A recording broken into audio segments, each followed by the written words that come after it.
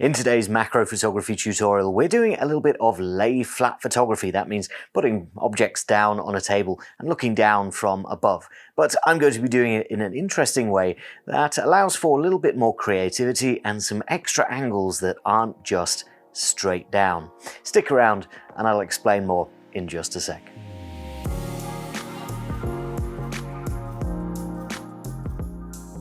Hi guys, I'm Ben from Adaptalux and welcome back to another macro photography tutorial where today we're shooting some things down on my table that I have just here, and we're going to be doing it using the brand new tilt shift lenses from Lauer. This is a 50mm f2.8 tilt shift macro lens. So this thing does both macro and tilt shift, and it's that tilt shift that is going to make our lay flat photography a little bit more interesting and varied today, because this adds a little bit of extra versatility to your shots.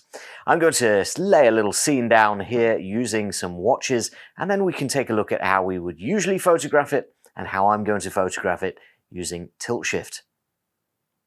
So check it out guys, I've got a typical lay flat setup here, including some textured backdrops that we can swap out from sort of a concrete texture to marble, and then this rustic wood looking colour as well. It's just a bit better than my grubby dirty white table here that's been through the wars. I've got some lighting as well. This is the Adaptalux Studio lighting system, perfect for something like photographing watches. I've got a couple of white lighting arms, some diffusers, and I've also got a green lighting arm at the ready as well, because if you take a look at our watches, one of them actually has some green highlights, and I think maybe adding some green light might make it look, well, a little bit more interesting. But this is a pretty typical lay flat setup, and what you would generally do with your camera is then bring that over the top and look down on your watches, something like this, so that you can get a nice photograph of the front there. Obviously we're going to move the lighting around so that there's not any reflections on there, but this is actually not what I'm doing today. I don't want to bring my camera over the top, so to speak. I want to use this this tilt shift lens and the capabilities that that has to get some more interesting images, potentially from the side. So the angle that we're looking at just here is,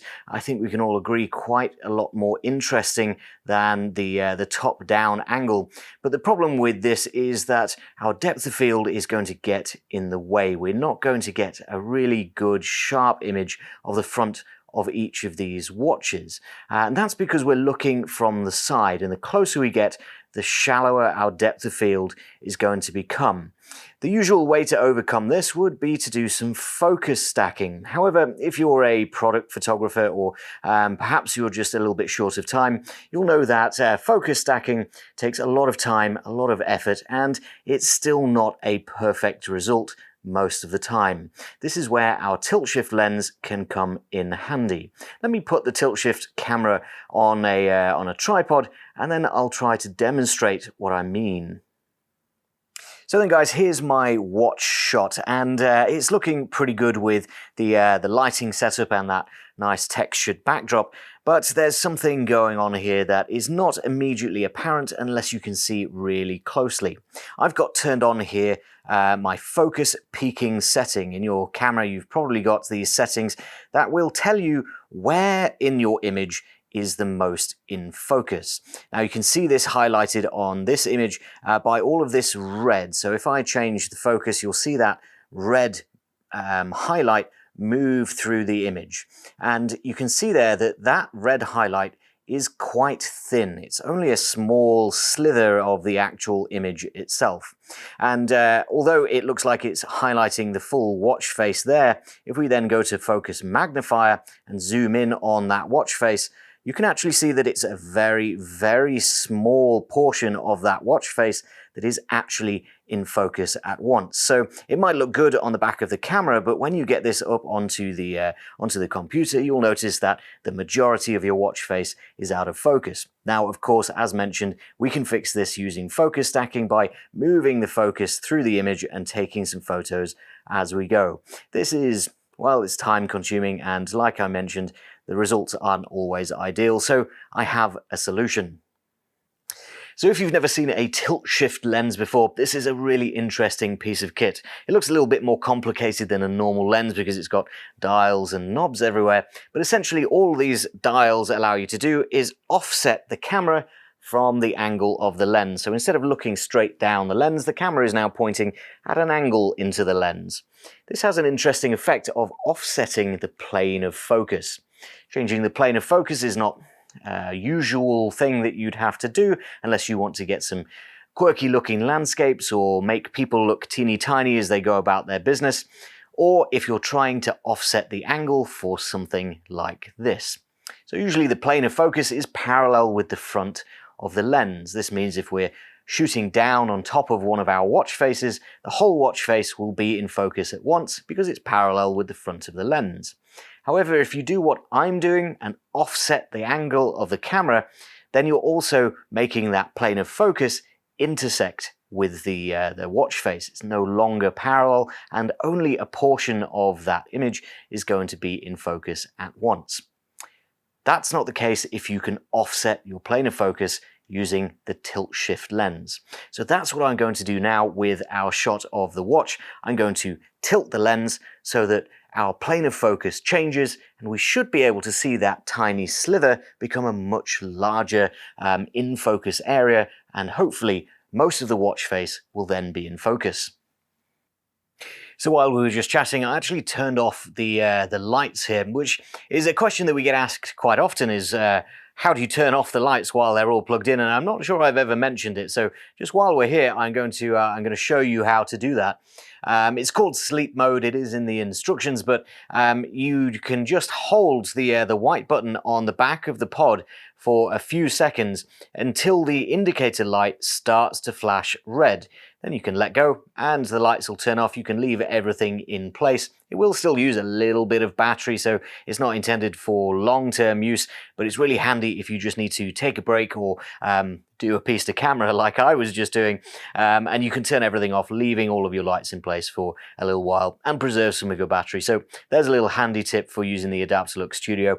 Now let's take a look at the effect of our tilt-shift lens. So we're back with our watch shot, and as you can see, the depth of field is still quite shallow. The strap here is not in focus. It is in focus back here across the watch and across a little bit of the ground. Now I'm actually going to change the focus here just for demonstration purposes so that it's in the middle of our shot. We're actually focusing on the ground just behind the watch here. But so that you guys can see how this changes, I'm now going to adjust my camera. I'm tilting it the wrong way first of all, and you can see that depth of field is getting shallower. Our little red highlight is getting smaller and smaller. Now if I tilt the camera the other way so that we're going the right way, you'll see that it's going to get wider and wider and wider until almost the entire shot is in focus.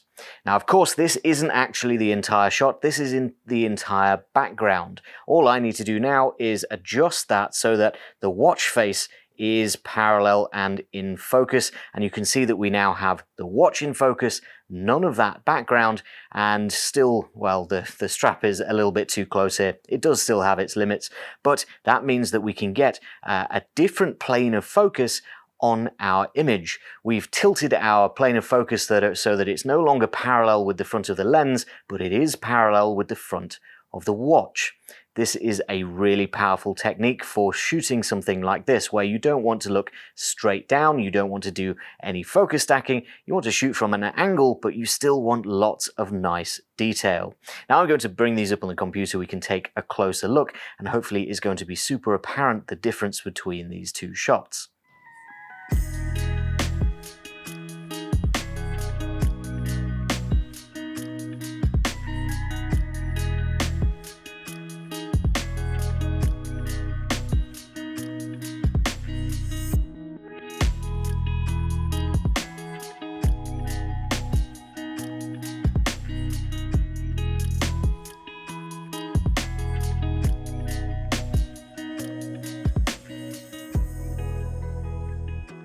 So I'm not saying that you need to go out and buy a tilt shift macro lens just for doing lay flat photography. You can absolutely get some really cool results by focus stacking or just embracing that shallow depth of field and having a little bit of your image out of focus. All of those are absolutely valid. And of course you can just shoot down from the top and get the interesting parts of something like a watch in focus all at once. However, a tilt shift macro lens like this one does open up a lot of creative options. So if you're doing something like watches or jewelry, perhaps food photography, or photographing artworks that are all flat, it will allow you to get a little bit more of an angle on your shots while maintaining that ability to focus on the entire subject all at once without the need to focus stack. Now, it's maybe not a particularly interesting thing for absolutely everyone out there, and this has been a shorter video than normal, but I thought that that was a really interesting phenomenon, a really interesting tip for the people that do have tilt shift lenses out there. You should try it out on your macro work. It really does make a big difference to something like watch photography, where you can just play around with that plane of focus as if it's another setting on your camera. You can focus in and out as you normally would, but then also change which parts of your image are in focus as if it were just another dial on your camera or on your lens. Well, it is another dial on the lens, but only if you've got a fancy lens like this one. Thank you very much to Lau for sending this over for me to play with, and thank you all for watching. If you did enjoy this video and learned something, make sure to hit the like button. Let me know what you think down in the comments, and make sure to hit the subscribe button for lots more macro photography tutorials, ideas, and inspiration coming in the future. For now, that is all I've got time for. Thank you very much for watching, and I'll see you next time.